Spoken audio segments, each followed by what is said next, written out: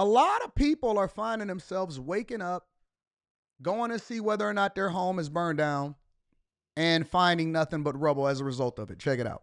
It is the heartbreak that is nearly beyond measure for legions of homeowners no more. Their refuge and all that accompanies the physical manifestations of their lives, reduced to rubble, melted into a hellish landscape where all that remains is the memories of what had been. It was like our dream come true that we worked so hard to get here, and now to see it this way.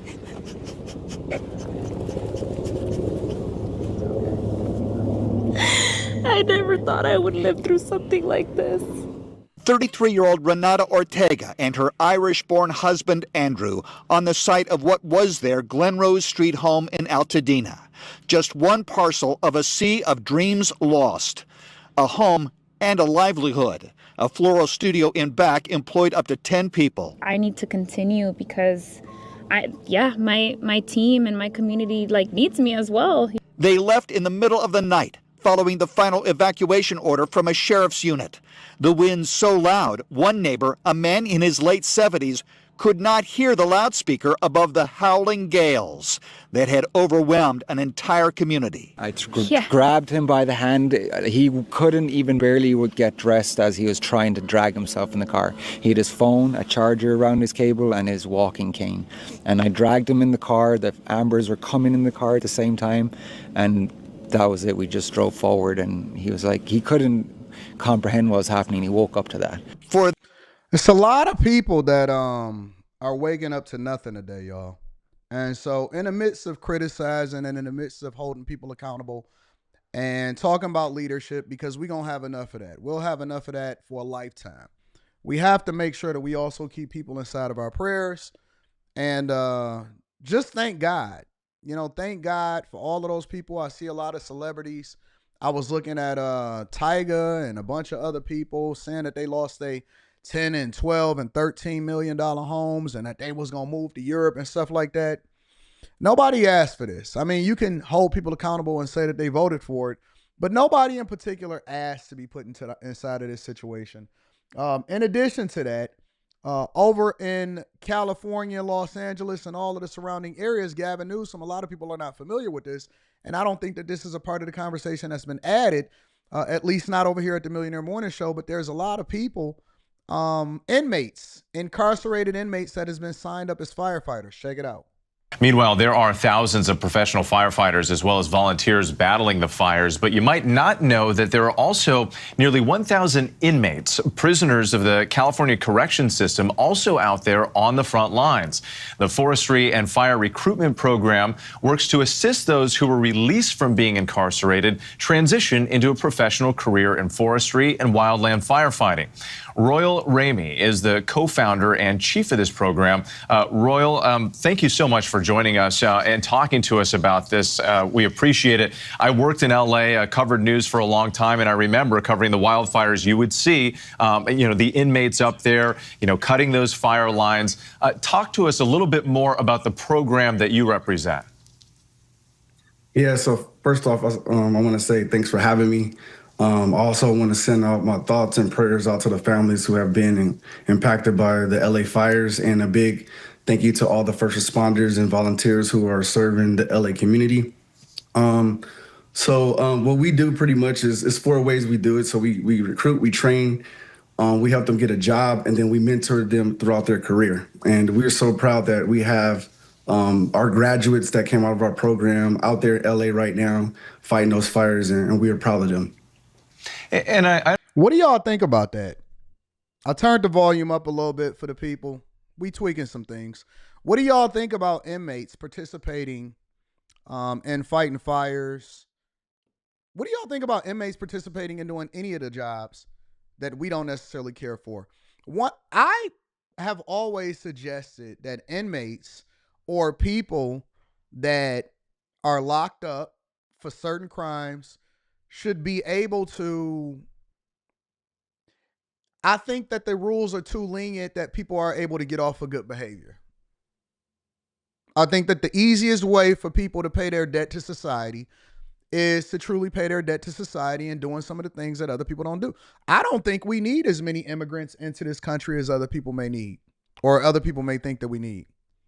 I think that we could possibly start to take some of these inmates that's incarcerated and integrate them into society and show them what hard work looks like.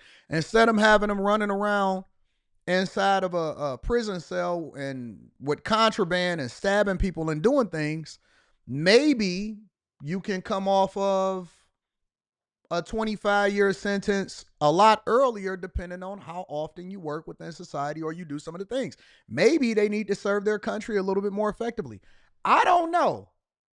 I've always believed that there's better ways for us to utilize inmates instead of us spending $50, $60, $70,000 per inmate per year to house, clothe, feed them, and all of that stuff. I don't know why we don't utilize them in the same way that, or in a more effective way than the military or something like that. Why shouldn't they have to earn their way back into society? Why are they able to just chill out, go and visit their cousins, sit around every single day? I was a fan of the chain gang. I'm a fan of the chain gang.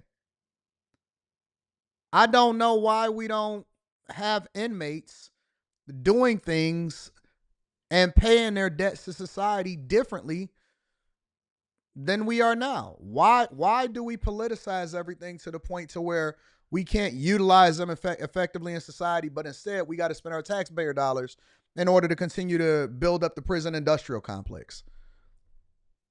Why isn't that one of the most innovative ideas in our legislature? How come somebody is not introducing that? Dwight said no murderers can rot in jail. Well, I'm not talking about murderers.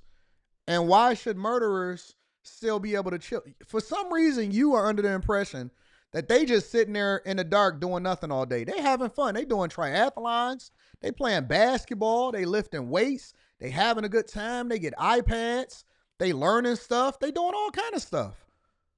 Why shouldn't we ease the burden on taxpayers by allowing for them to earn their keep and earn their way back into society? And you have to understand also that murderers don't always spend the rest of their life in jail. A lot of them wind up getting out.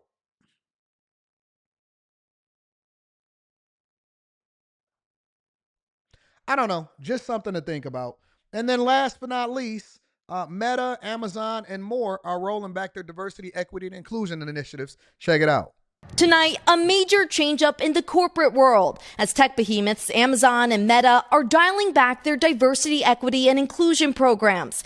Anti-DEI activist Robbie Starbuck recently telling CNBC, they're causing division employee on employee, and you're losing money. Amazon saying in a recent memo, we've been winding down outdated programs and materials. And Meta told employees Friday, given the shifting legal and policy landscape, the company is changing DEI programs focused on hiring. Somebody said that, let me read this not super chat, but let me read this. Ellen says people will say it's slave labor and will be an incentive to falsely arrest people.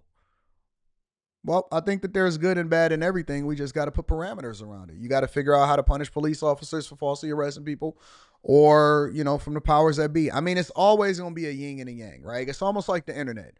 Even with the internet, it's funny because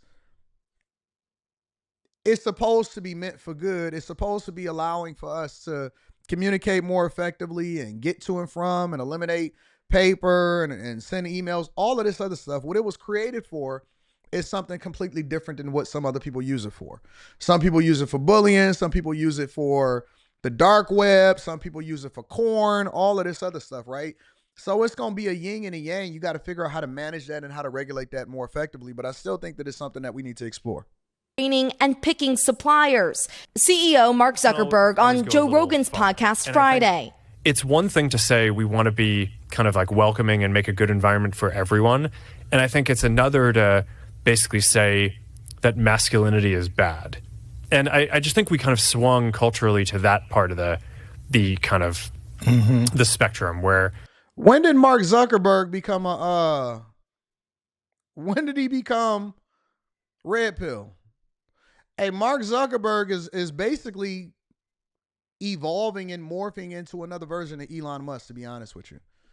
When did Mark Zuckerberg start talking about masculinity and diversity, equity, and inclusion rollbacks and removing censorship. And instead of having fact checkers, he now wants to he wants to have legal notes, or he wants to have notes on the screen that just gives you more information about what it is that you're looking for. When did Mark Zuckerberg start getting balls? Did he just go through a divorce or something? You know, it's all like, okay, masculinity is toxic. We have to like get rid of it completely. It's like His comments come as tech Trump is giants appear waking to be him up. trying to make inroads with the incoming president, a vocal critic of DEI policies. And following similar moves from companies like Ford, Walmart, and McDonald's. Still, some companies are bucking the trend. Costco's board urging shareholders to vote against a proposal to reevaluate its DEI policies that they say enhance our capacity to attract and retain employees and satisfaction among its diverse customer base, as the workplace sees a new wave of scrutiny. Yeah, I'm over the DEI. You can miss me with the diversity, equity, and inclusion initiatives. I don't think anybody, they have whole jobs that's dedicated to diversity, equity, and inclusion.